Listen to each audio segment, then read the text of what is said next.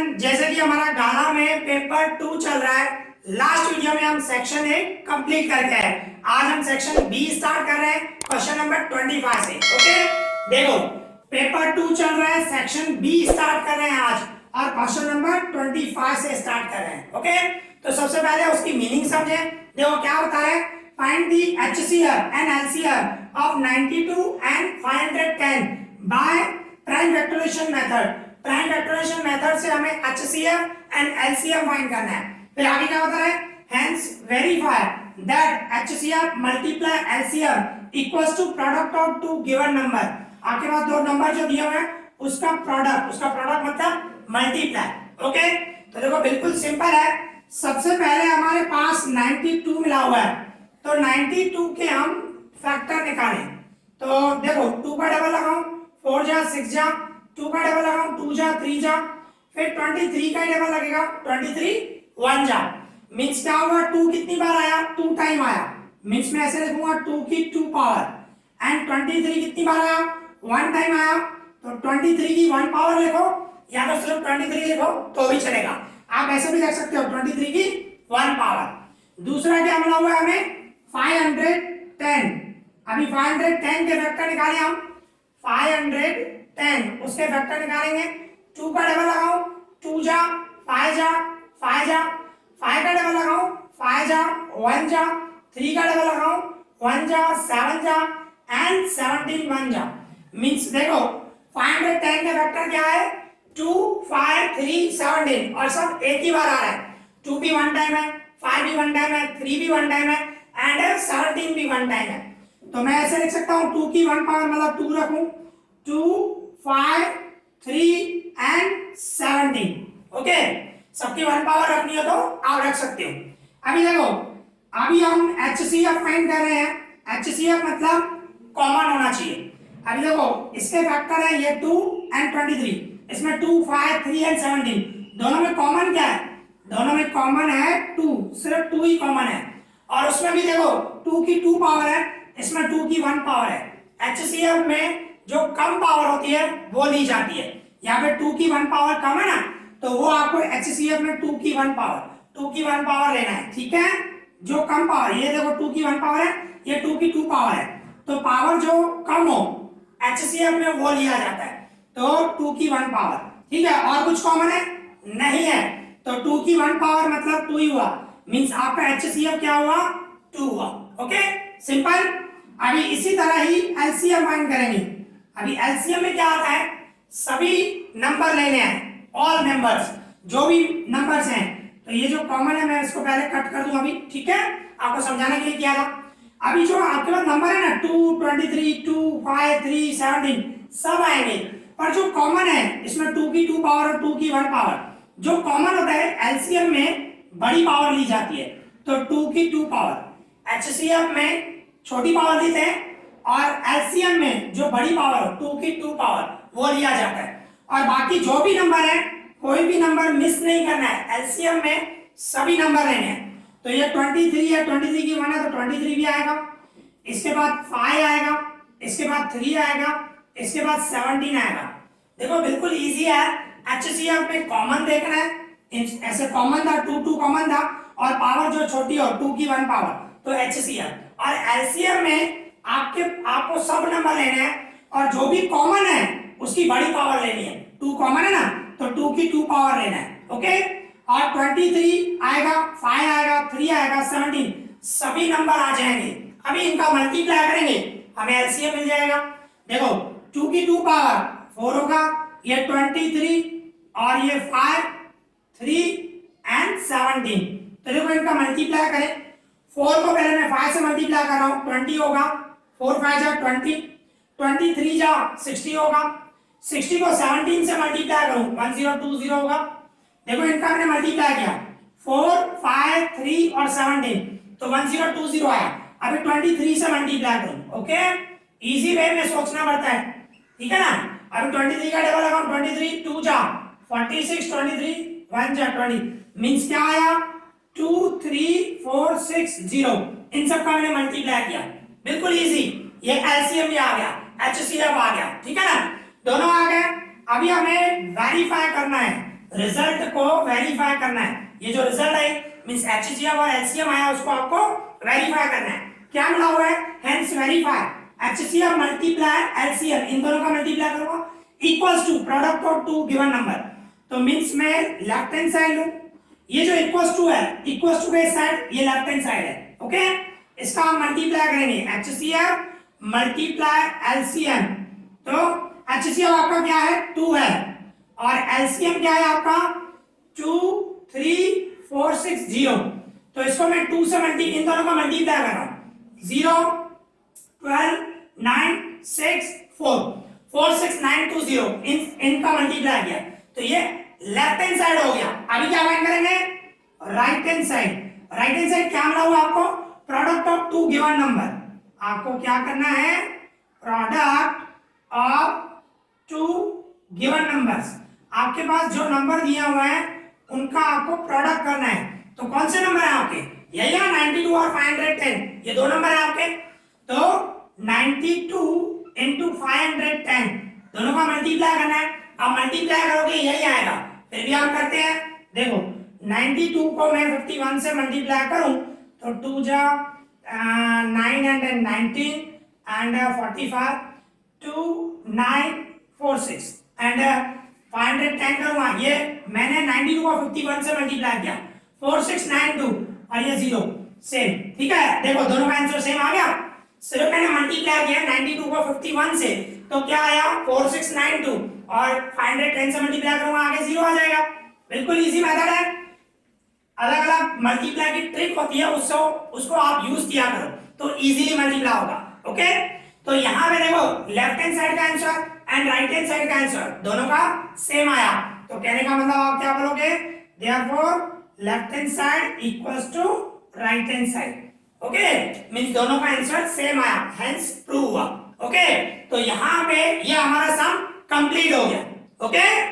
अब इसी तरह हमारे पास क्वेश्चन नंबर 26 है। तो देखो क्या मिला हुआ है क्वेश्चन नंबर 26 में find the HCF and LCM. हमें एचसीएफ और एलसीएम फाइंड करना है किसका 144 180 एंड 192। बिल्कुल इजी मेथड है। देखो सबसे पहले हमारे पास 144 है तो 144 के फैक्टर निकालेंगे। 2 का डबल लगाओ 2 7 जा 2 जा 2 3 जा 6 जा 2 1 जा 8 जा 2 9 जा फिर 3 3 जा एंड 3 1 जा। तो अभी देखो 2 काउंट करो कितनी बार हुआ 1 2 3 4 2 है उस 4 टाइम मतलब 2 की 4 पावर एंड 3 कितनी बार है 2 टाइम है मींस 3 की 2 पावर, ओके। बिल्कुल इजी है। इसके बाद 180 के मैं फैक्टर निकालूं 2 का डबल लगाऊं 2 9 जा 0 2 4 जा 5 जा फिर 3 का 3 1 जा 3 5 जा 3 5 जा फिर 5 1 जा। देखो 2 कितनी बार आया मींस इस तरह हुए 180 के वेक्टर 2 कितनी बार आया 2 टाइम आया 1 2 मींस 2 की 2 पावर और 3 कितनी बार आया 3 की 2 पावर एंड 5 की 1 पावर। 5 की 1 पावर लिखो यहां सिर्फ 5 लिखोगे तो भी चलेगा। अभी इसी तरह 192 के वेक्टर निकालो, ठीक है। तो 192 के मैं वेक्टर निकालूं 2 का डबल लगाऊं 2 9 जा 2 6 जा 2 4 जा 8 जा 2 2 जा 2 4 जा 2 1 जा 2 2 जा 2 6 जा 2 3 जा एंड 3 1 जा। तो देखो 2 काउंट करो 1 2 3 4 5 6 मतलब इस तरह हुआ 192 इक्वल टू 2 जो है वो 6 टाइम है मतलब 2 की 6 पावर एंड 3 की 1 पावर या 3 रखोगे तो भी चलेगा। अभी हमें क्या फाइंड करना है एचसीएफ फाइंड करना है। सबसे पहले एचसीएफ फाइंड करें। एचसीएफ में मैंने बताया आपको कॉमन सोचना है, कॉमन क्या है। तो आप देखो इसमें कॉमन क्या है, ये जो तीनों नंबर है इसमें देखना है। तो देखो तीनों में 2 कॉमन है, ओके ये 2 कॉमन है। इसके बाद 3 भी कॉमन है, आप देखो 3 भी कॉमन है ना। पर एचसीएफ में मैंने क्या बताया जो पावर है वो कम होनी चाहिए, छोटी पावर देखनी है, ठीक है। देखो ये 2 की 4 पावर है, ये 2 की 2 पावर है, ये 2 की 6 पावर है। तो छोटी पावर कौन सी हुई 2 की 2 पावर। तो एचसीएफ में आएगा 2 की 2 पावर, ठीक है। और दूसरा कॉमन क्या है 3 कॉमन है। तो ये 3 की 2 पावर 3 की 2 पावर 3 की 1 पावर। तो जो छोटी पावर हो 3 की 1 पावर मतलब 3, ठीक है ना, ये रखना है। अभी 2 की स्क्वायर 4 होगा 3 की 1 3 होगा, दोनों का मल्टीप्लाई करूं 12 तो आपका जो HCF आया वो क्या आया, 12 आया। अभी मैं इसको रफ कर रहा हूं, अभी हम LCM फाइंड करेंगे। ओके, तो देखो बिल्कुल इजी है, ध्यान से करोगे बिल्कुल इजी है। आपको मेहनत करनी है, 80 आउट ऑफ 80 मार्क्स लानी है। आप मेरे साथ मेहनत करोगे, मैं गारंटी देता हूं आपके अच्छे ही मार्क्स आएंगे। ठीक है, 80 आउट ऑफ 80 ला सकते हो। ठीक है ना, तो अभी देखो एलसीएम कर रहे हैं। अभी एलसीएम क्या करोगे, एलसीएम में मैंने आपको क्या बताया, सब नंबर आएंगे। भाई देखो ये 2 भी है, 3 भी है, 2 भी है, 3 भी है, 5 भी है, 2 3, पर जो कॉमन है ना उसमें बड़ी पावर देखनी है। कॉमन है ना 2 2 2, तो इसमें 2 की 4 पावर, 2 की 2 पावर, 2 की 6 पावर, तीनों में से बड़ी पावर कौन सी हुई, 2 की 6। मैंने आपको बताया एलसीएम में बड़ी पावर देखनी है और एचसीएम में जो छोटी पावर हो वो देखनी है। एचसीएम में हमने छोटी पावर 2 की 2 ली और एलसीएम में जो कॉमन होता है उसकी बड़ी पावर लेते हैं, तो 2 की 6 पावर। ठीक है, अभी इसमें 3 में देखो 3 की 2 पावर, 3 की 2 पावर, 3 की 1, तो बड़ी पावर कौन सी है, 3 की 2 पावर। ध्यान रखना है एलसीएम में बड़ी पावर देखनी है। और इसके बाद 5 भी आपको लिखना पड़ेगा। 5 एलसीएम में कोई भी नंबर छूटना नहीं चाहिए, सबके सब नंबर आने चाहिए।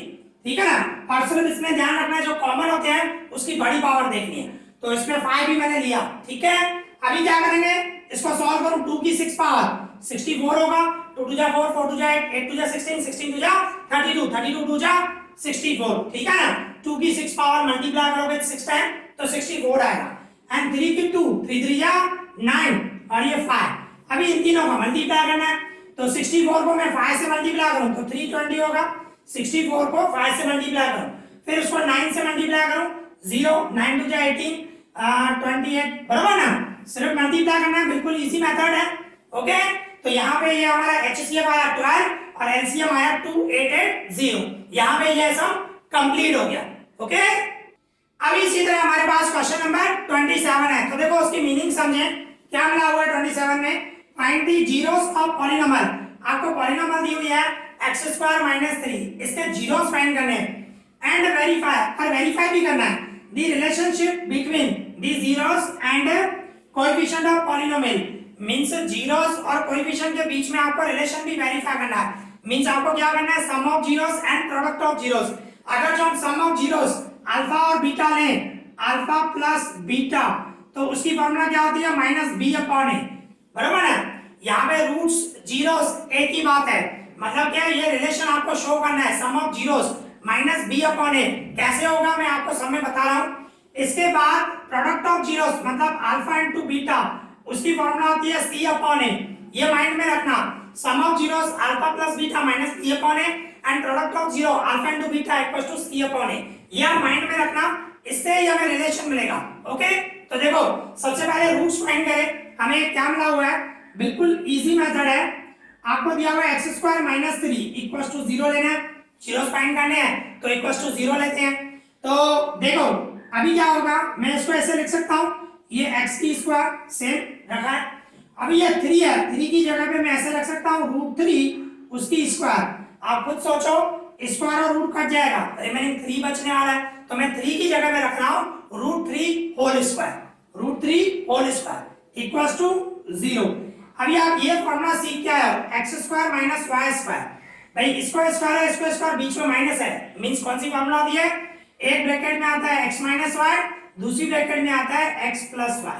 ओके, इस तरह आता है, तो इसमें भी यही रहेगा, इसको स्क्वायर है, इसको स्क्वायर, बीच में माइनस है, तो फॉर्मूला क्या होगी इसके हिसाब से, भाई x माइनस एक ब्रैकेट में √3 आएगा, x प्लस एक ब्रैकेट में प्लस आएगा। ठीक है ना, मीन सेम रखा, x - √3 x + √3 सेम रखे, एक में माइनस एक में प्लस, जैसे कि इसमें फॉर्मूला दी x - y और x + y, एक में माइनस एक में प्लस, सिंपल, इस तरह आपको सोचना है। अभी क्या करूंगा, x - √3 = 0 लूंगा और मैं x + √3 = 0, तो x therefore मींस क्या होगा, ये -√3 आउटसाइड जाएगा, प्लस √3, x की ये वैल्यू आ गई, और मैं ये प्लस √3 आउटसाइड जाएगा, -√3, मींस x की दो वैल्यू मिली, एक √3 और एक -√3, मींस इसको हम जीरोस बोलेंगे। ये आपके जीरोस हुए, √3 एंड -√3। तो इसमें से एक को अल्फा ले लेते हैं √3 एंड दूसरे को बीटा ले लेते हैं -√3। ठीक है ना, ये ध्यान रखना है आपको। तो अभी हमें क्या करना है, रिलेशन, ये तो रूट्स तो मिल गए, जीरोस मिल गए, रूट्स बोलो या जीरोस बोलो बात एक ही है, ठीक है ना, सॉल्यूशन भी बोलते हैं। तो ये जीरोस हमें मिल गया, अभी हमें वेरीफाई करना है जीरोस एंड कोएफिशिएंट के बीच में। ओके, तो सबसे पहले हमें ये इक्वेशन मिली हुई है x square minus 3 equal to 0, ये मिली हुई है। तो मैं क्या कर रहा हूं, इसको ऐसे लिख सकता हूं x square plus 0x and minus 3 equal to 0। इसमें क्या है, x नहीं है, मतलब मैंने 0x रखा, 0 को मल्टीप्लाई करोगे तो क्या होगा, 0 ही होगा। तो मींस इसको मैं सॉल्व करूंगा तो यही आएगा, तो x नहीं मिला होगा तो 0x। अभी मैं इसको क्या करूंगा, कंपेयर करूंगा किसके साथ, हमारी जो इक्वेशन होती है बराबर ना, quadratic equation ax square plus bx plus c equal to 0, इसके साथ मैं कंपेयर करूंगा। तो यहाँ पे x स्क्वायर के साथ a है, यहाँ पे x स्क्वायर के साथ 1 है, तो a इक्वल टू 1 होगा। अभी इसी तरह x के साथ b है, यहाँ पे x के साथ 0 है, तो b इक्वल टू 0 हुआ, और c इक्वल टू क्या होगा, -3 हुआ। ओके, इस तरह। तो ये हमें a b और c मिल गया। अभी हमें रिलेशन देखना है, तो सबसे पहले क्या करोगे आप, सम ऑफ जीरोस, मींस जीरोस का टोटल करेंगे। तो सम ऑफ जीरोस, जीरोस कौन से हैं, एक √3 और एक -√3 है, तो √3 एंड -√3, ये दोनों जो जीरो हैं इन दोनों का प्लस कर रहे हैं, सम मतलब प्लस करना है। अभी आप खुद सोचो, ये √3 प्लस में और ये माइनस में कट हो जाएगा, मींस क्या हो जाएगा, 0 हो जाएगा। मींस में इसके इक्वल्स में यहां पे लिख रहा हूं, इसके इक्वल्स में मैं ऐसे लिख सकता हूं 0/1, ये 0 है, इसके इक्वल्स में आप 0/1, 0/1 क्या होता है, 0 ही होता है। तो इसको मैं ऐसे भी लिख सकता हूं, देखो 0 है तो मैं 0 को ऐसे लिख सकता हूं -0/1, मतलब -0 लिखूं या सिर्फ ऐसे लिखूं तो भी चलेगा। मैं इसको ऐसे करूं -0/1, देखो आंसर तो 0 ही आएगा, 0 को कोई सिंबल ही नहीं होती है। क्यों रख रहा हूं मैं माइनस, क्योंकि हमारी फॉर्मूला क्या है, सम ऑफ जीरोस की -b/a। b मतलब क्या हुआ, कोएफिशिएंट ऑफ x, देखो b इक्वल टू 0 है तो ये b हो गया, और a 1 है तो डिवाइड में 1 a है ना फॉर्मूला के हिसाब से।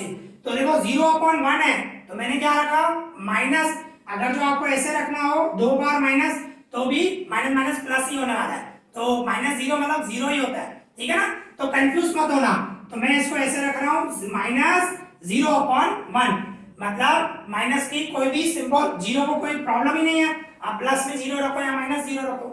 तो ये माइनस और ये 0 मतलब क्या हुआ, कोएफिशिएंट ऑफ x हुआ, ऐसे आपको लिखना है बिल्कुल इजी मेथड में, ये माइंड में रखना है आपको। मैंने बोला कोएफिशिएंट ऑफ x एंड 1 क्या है, 1x स्क्वायर का a इक्वल टू 1 है, मींस क्या हुआ, वो कोएफिशिएंट ऑफ x स्क्वायर, ये हमेशा ऐसे ही आएगा। आपको पता होना चाहिए सम ऑफ जीरो जो रिलेशन है वो ये यही आएगा, माइनस फिर कोएफिशिएंट ऑफ x आएगा एंड डिवाइड में कोएफिशिएंट ऑफ x स्क्वायर आएगा -b/a, कंपलसरी ये आएगा, ठीक है।